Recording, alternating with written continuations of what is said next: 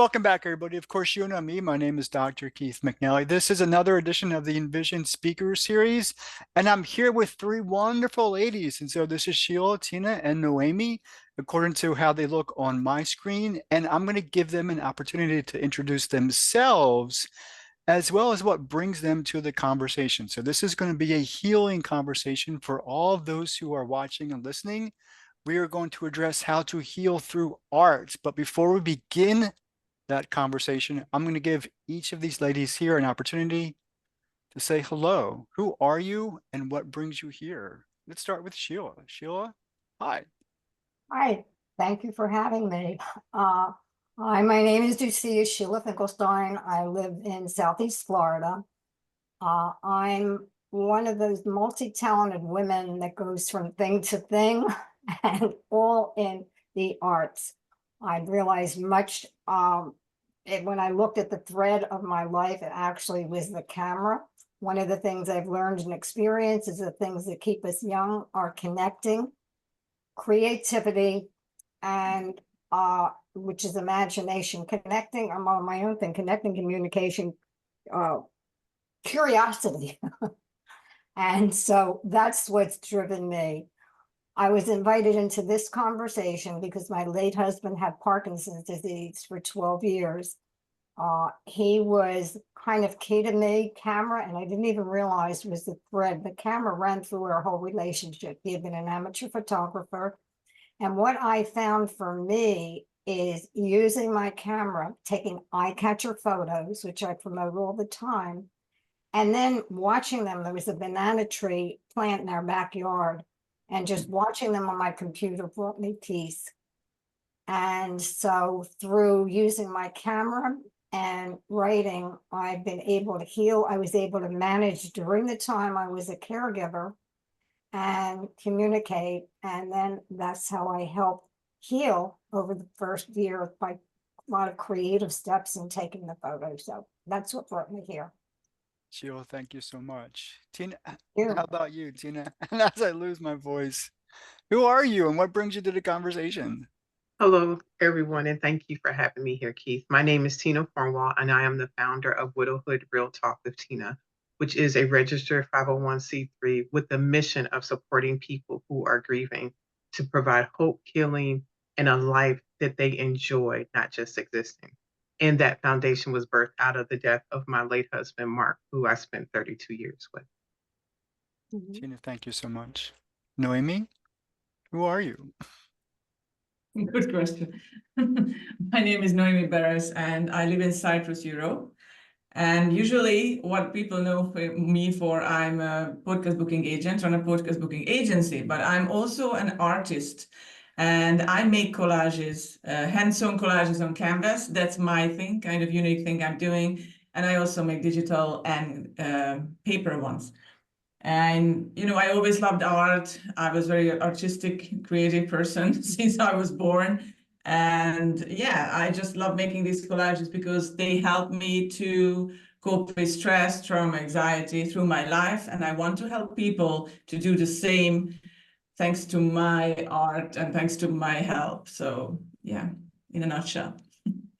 Well, good. It's good to have all you in the conversation. And so before we get started, before we go deep into what all that's about, I want to share something with everybody here and the audience who's watching and listening.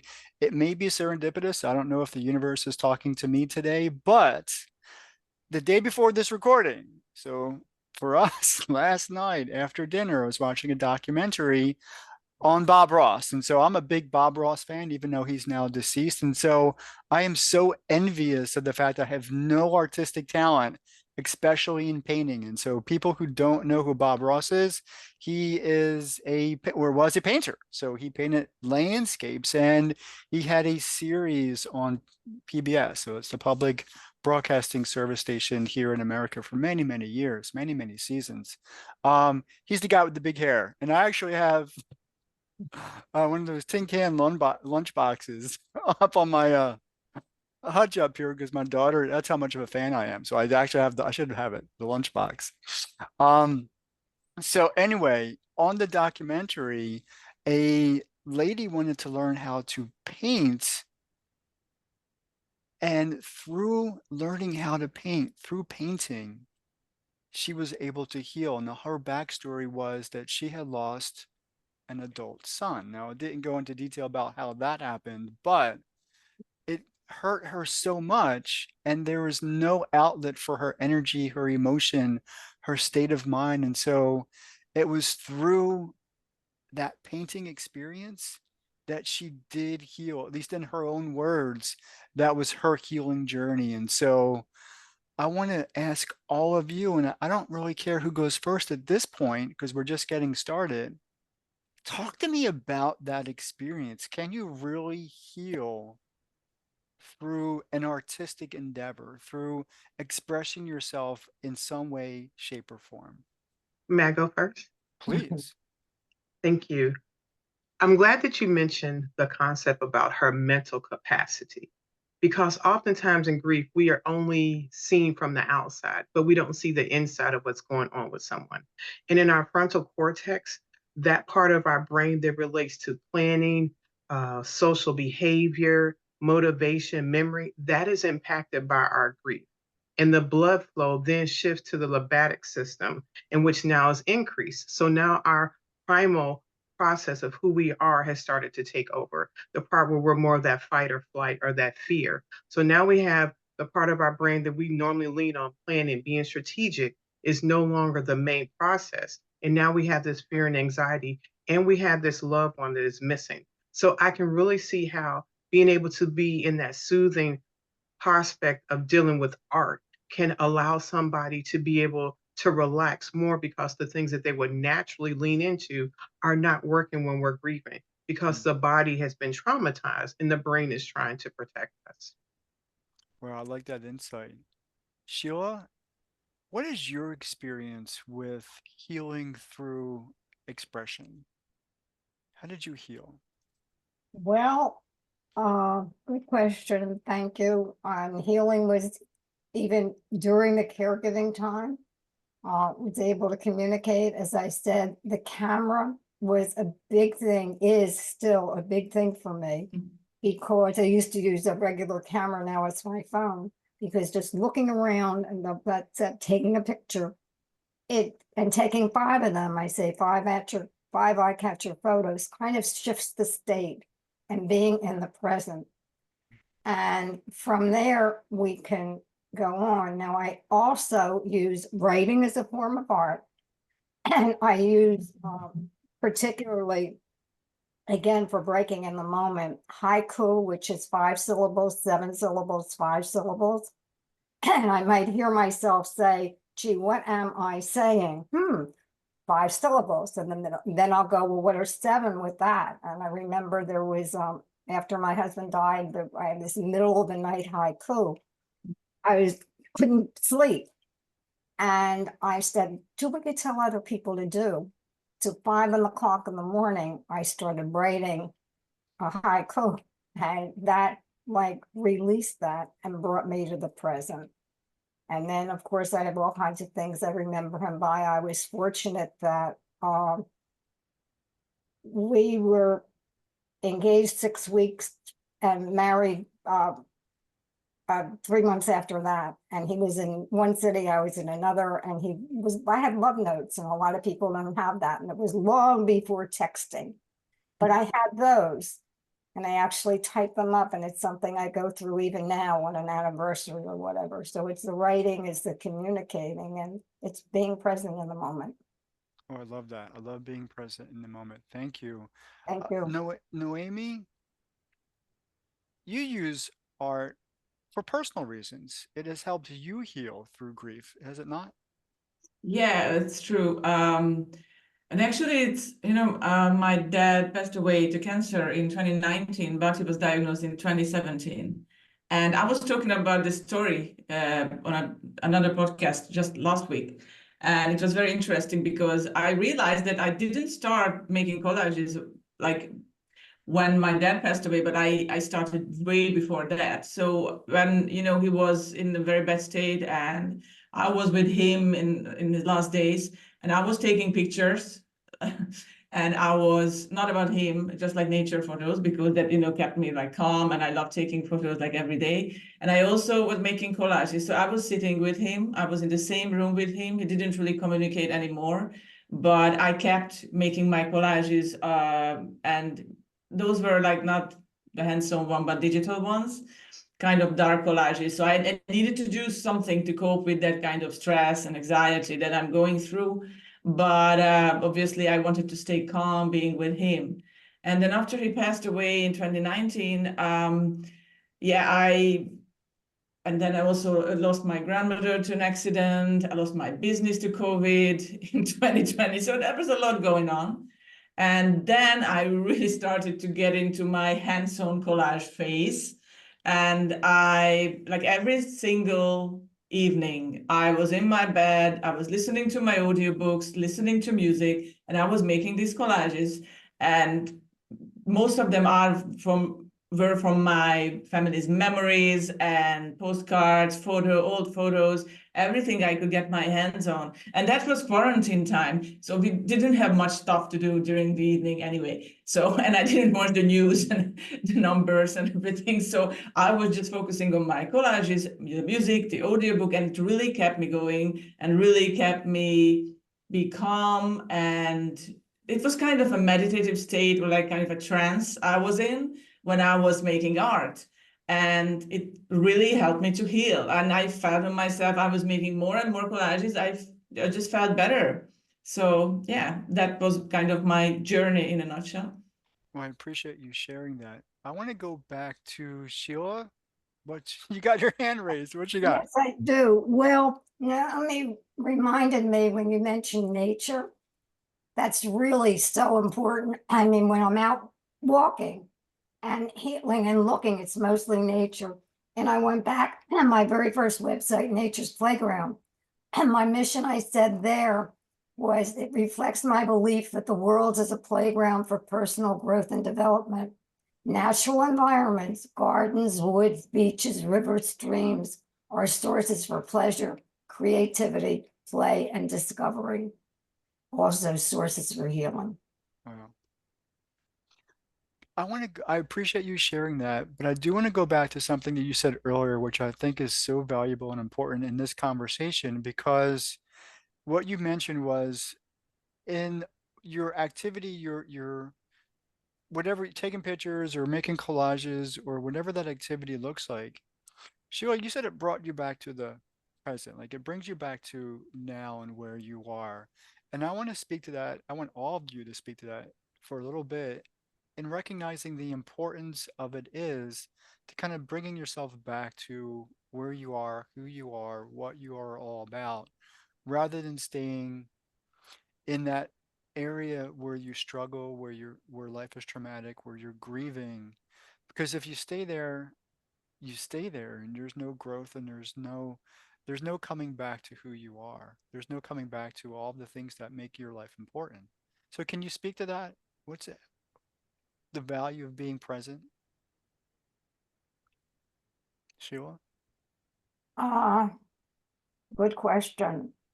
Uh, and well, we're in the present, it kind of filters out a lot of those the negative things that are coming with us.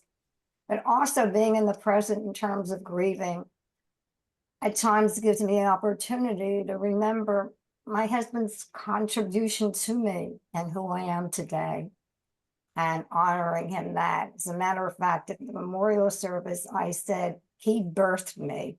My parents gave physical birth to my mother, but he birthed who I am today. And so I honor that. Wow, it's beautiful. Tina, I know you had got a response to this. What does it mean to be present? Because you talk with people all the time. You have your own podcast that deals essentially with helping people heal. Yes, Keith, I do. And also being a grief coach, I do speak with people often. And when you mentioned that question, you also talked about getting back to your life. I think the hardest part when people are dealing with grief, whether it is the loss of health, the death of a loved one, maybe a pet, having to relocate, all these different things that we grieve, we realize that life is not what it used to be.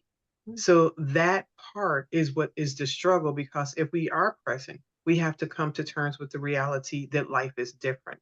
And that is where grief starts impacting our body, where we have fatigue, we have anxiety, we have appetite issues because the stress of that change, because no one likes change. And then when it's to this magnitude, it becomes even more complicated. So it may require people to do it in small steps. Maybe it's going back to a park that was familiar that you went to at a good point in time and be able to rehearse those good memories. And then that may be a jumping start to take those pictures, to be able to be in nature, and then be able to say, maybe I can go to a different park that I didn't go with my loved one before, but it still has that connection. Because the present can be a little disheartening now because life has changed. Maybe you've relocated and you have to find your new favorite restaurant because the place you went to before is not in this new area, but you may find something better. So being hopeful as you identify and create your new current life may be more something that one would embrace instead of thinking and rehearsing they can't go back to what they had. Hmm.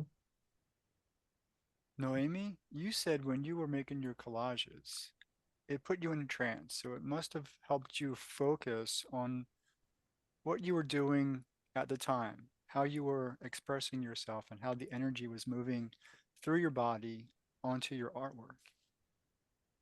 Yes? Yeah, it was kind of a meditative state. And I just switched off the world. Obviously, you can't stay like that forever because the world is still, going on around you. And plus, I had to support my mom, like emotionally, and be there for her because she was grieving too. And her grief was even different than mine because they lived like 42 years together, 41 years together with my dad. And she lost, her life partner and husband. So I had to be there for her. But the life goes on, and we all know that. And we change, and life changes, but we have to adapt to that. And my motto in life: just keep going. So whatever happens, whatever bad happens, you still have to keep going. And these collages, the artworks, they help me to keep going in life. But I changed a lot, and I'm not the same person as I was before because I went through a lot, but you have to live with that and you have to accept that new person that was born on that day when you get a news that someone very close to you died. So, yes. So, like Tina said, you were not, things are different, and now you have to find a way of becoming comfortable in that difference. And so that is such a powerful transition. But I want to go back, Sheila. I'm always going back to you because you bring such wisdom to this conversation. Tina, and of course, Noemi do as well. But you do something unique that I've never, even in our very first conversation back last year, you take pictures in a very certain way. Can you explain what you do with your camera? Actually, I don't know, like in a certain way, I keep mentioning eye catchers. So if I'm walking in nature, I mean, some people take the birds. I'm very fortunate. I live in a wetlands with a boardwalk, but I wind up with the wood knots. And then there was one thing, I remember I was reading a book and it said to go kind of like I'm saying with the take a meditative walk, and then the first thing you see catches your eye. I don't know whether you use that word, then only take that. So the first thing that captured my eye was bird dropping. And so What? What? bird Bird dropping, a dropping? word. So then Okay. I created, I don't know which one it was, but then I was in a group and I shared it. And I now have that thing, that bird dropping, I'll show you later. Um, I put an asterisk in it, SH asterisk T happens, find the beauty. And so it's those eye catchers. When I taught art years ago in elementary school, they labeled me Mrs. Texture. My photo drawings, when I took photos and I was actually drawing lines on the textures that capture my eye. So I guess part of what's happening, and then there's the texture of life too. I don't think about it that way. And I'll see people or I'll see somebody, I'll notice patterns. It's a way of opening communication. So when I walk, somebody had tattoos on her arm, and I said, "Did you ever notice that the pattern in your clothes matches the tattoo on your arm?"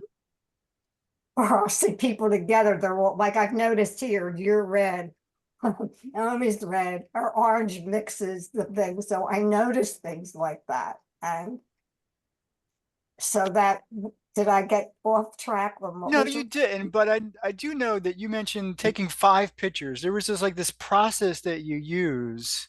Take 5 pictures and you do something with it. No, maybe even nothing. I may look at it later. I remember very clearly walking, and this is even before I'm using the camera. I was walking on the boardwalk, talking to a cousin on the phone, whining. Now, I wasn't usually whining, and I didn't feel any better when we hung up. And then I said, Sheila, do what you tell other people to do. Get your camera out and take 5 pictures, whatever catches your eye. And then just that process may not do anything with them. On the other hand, can come home and look at them and it might, or around the house, and it might generate some thoughts. And then I'll write from them. But it's not about doing anything with them other than being there, and it shifts. I mean, try it yourself, look around. I mean, somebody I would, and then take a picture. Okay, now I'm seeing the ceiling fan. Just take that picture. Well, because there's somebody else on this call who takes pictures all the time. And her name is Noemi because I know I follow her stuff on LinkedIn, and every day this lady goes for a walk and she's always taking pictures. Noemi, this That's is true. taking pictures therapeutic for you? Now I'm really curious. Absolutely, 100%. And since we all have cameras, like, very good phones, like iPhone is perfect for that. And you can just make amazing pictures. I love like taking pictures of sunsets or the sun Mm, or nature or, the light that the light shines through the leaves and anything. I just stop for a moment. It's like, oh my gosh, this is beautiful. And yeah, and those moments are just magical when you see that. And there's very interesting, as Sheila said, because I had this quest when my son was born in 2012 that I took a picture every day for 365? 365 days. Yes. No, I was just doing it in Hungarian. So it's like, yes. And for a year, for every single day, I took a picture of him. And so it was very interesting that since the day he was born, and I did this, and I just made an album of that online, and it was very interesting. So you can connect these pictures to life, death, to any kind of life experience. And yeah, but like just as Sheila said, like every day, just take pictures, and because there's when you look at back to these pictures, it's just so magical, and I don't know, it's such a interesting feeling to look back your life and look back your year like I did like in 2023, and it's like, oh my gosh, I took all these pictures, and it's like most of them were sunsets. So that's very interesting. Maybe like a therapist would say something like, why is she taking pictures of sunsets all the time? But I love the sun, so yeah, maybe that's why. I don't know. So Sheila? I take happy for, so thank you for that. And it's a reminder now I've developed and worked with people myself. Another way of extending it creatively on the phone is I'll take some of those pictures and create a video, mm, family thing. And it's so easy with 2 free apps on our phone. We can just take a photo. It doesn't even have to be a video thing, and assemble those photos and do a voiceover and create a video. And videos then are so much easier to share if we want to share the memories with family than mhm. writing. I mean, the writing's fine. I'm not there, but if looking to share our legacy, it's creating those videos. Tina, I don't want you to leave you out of this part of the conversation. What do you do every day that helps you stay whole, healthy, and healed? Thank you for that question. The things that I do on a regular basis is my time to pray in the morning, take opportunity to read and to exercise. Those are things that are internal to me. External items are connecting with my husband, family, and friends, relationships, people. Those things are very important to me. I want to give each of you the opportunity to talk about what you do professionally and how it relates to helping other people heal. And for this conversation or this part of the conversation, I do want to go back and start with Tina and then go clockwise. So Tina, Sheila, and then Noemi. What is your focus and how do you help people heal through their grief? I would say that everything that we do in Widowhood Real Talk with Tina evolves around three different steps. The first is for people to assess their unique needs and emotions, because oftentimes we want to stay busy, we want to move around, and it is very difficult for people just to take a moment and look inwardly and assess what their needs and their emotions are. It's okay that you're not okay right now. Someone you love, and I say present tense because you still love them, but they are no longer in this world. And it is important to identify for you, your unique way, how that has impacted you. The second item that I like to guide people to is now to express their emotions and their desires to their community. That community may start small with just you and your journal. You may not ready to speak outside of yourself. It may be with your mental health professional. It may be with trusted family and friends, because being able to get it out of your own voice, being able to get it out of being stuck in your head is important. The third step that I try to guide people to, what is the movement that you're going to do now that you've made this assessment, you connected it outside of yourself? How are you now going to move forward in meeting your needs that you've identified and your feelings? Because in doing that, it may be saying, I need to learn how to be more present. So that may be taking the 5 photographs. Maybe I feel a lot of anxiety. Maybe I need to realize I may have some artistic skills as far as doing something artistic, as Noemi spoke about. You can look on YouTube and maybe figure out how to do a collage. It doesn't, you don't have to be afraid because you weren't born an artist, or maybe an adult coloring book. What those things are to give you that soothing moment so that you can go back and figure out what life is going to look like for you now. Cool. Sheila, how do you help people professionally? Well, I want to say one of the things, my mission is to eliminate the I am not creative. Everything we Which I do. say all the time. I know, and I wanted to jump in and so my mission with you would be help you look back and see and currently how you are creative. And I've been talking about eye catcher photos. So I work with people also in the eye catcher, looking them, what does it see? And I said that doing videos and things, and also finding their worth and believing in themselves by looking at their accomplishments in the past. But I also speak to ear catchers. So you hear yourself, or you hear somebody repeatedly saying something in your mind.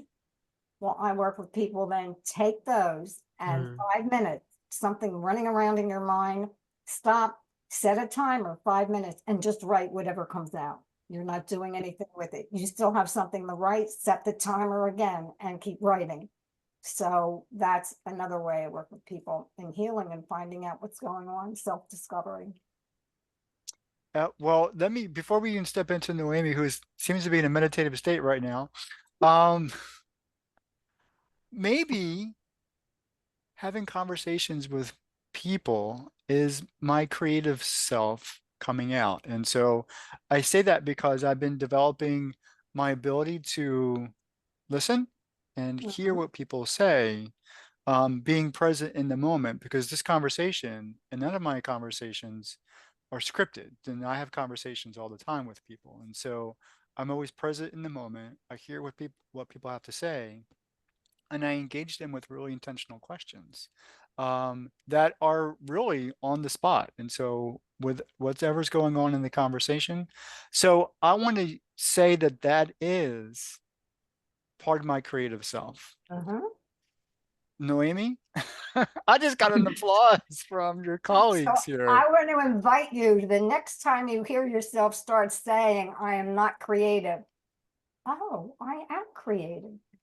Well, I can, well, that's another conversation. Noemi, what do you do professionally? And I know we've had conversations offline that you want to start helping people heal through art.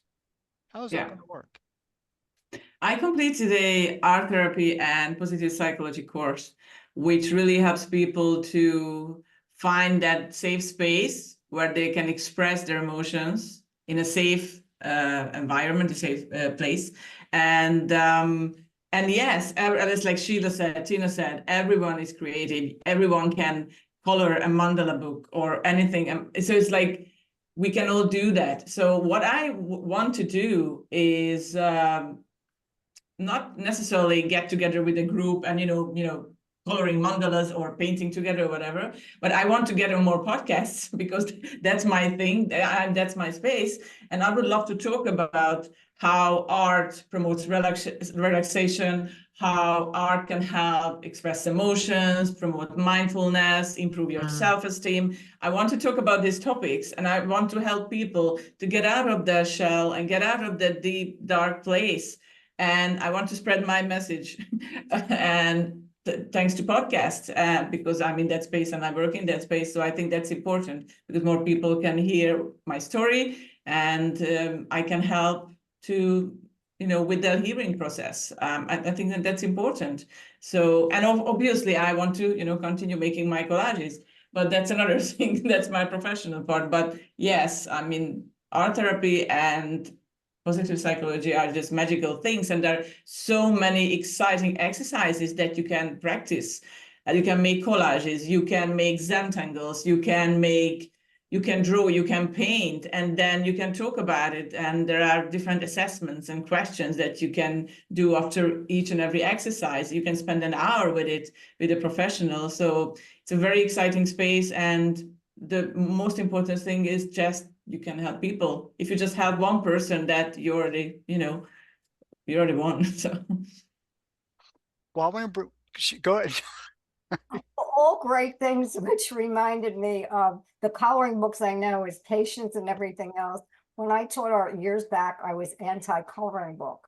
And what I do, and I've said to people, is you can take your photos, enlarge them, that's what my photo drawings are, and draw on your print it and draw on your own photos. So the color is there from the background, and then you're engaged in the drawing and that. So a reminder. Thanks for letting me talk. Absolutely. I want to bring our conversation to a close, but before we do, I want each of you, and I'll start with Sheila, go back to Tina, and then Noemi, leave something with our audience, leave something for them to do today, leave something for them to think about today, leave something that will give them an opportunity to change their life today. Something simple, but a to-do item. Please, Sheila, what Well, do you want? obviously, it's take 5 pictures. Just look around, take a picture of something you wouldn't even think of. Like caught my eye now, a blanket with fringes. That caught my eye. Take a picture. Commit to taking 5 eye catcher photos. Tina? I would recommend to take a moment and just breathe. Take a moment to exhale, to honor your loved one, and find hope for the life that you are creating for yourself. And in that moment, assess yourself, see where you stand, reach out to your community, and then make a plan on one thing to move forward that will be part of your new life. Noemi? Yeah, go, your turn. I couldn't hear. Sorry, there was there was no sound. So what I would love to tell people is to make a strength collage.